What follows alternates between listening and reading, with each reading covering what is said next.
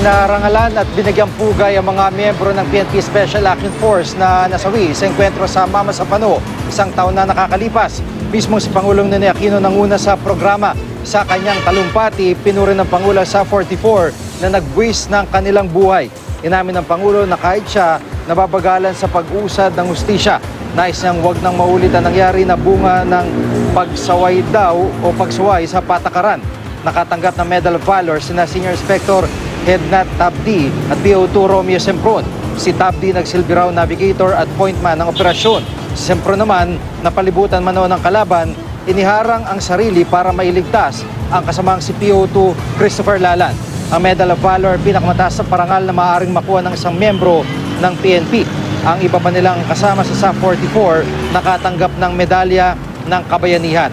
Mula sa makaanak ng nasawi, 3 pamilya ang hindi dumalo sa seremonya.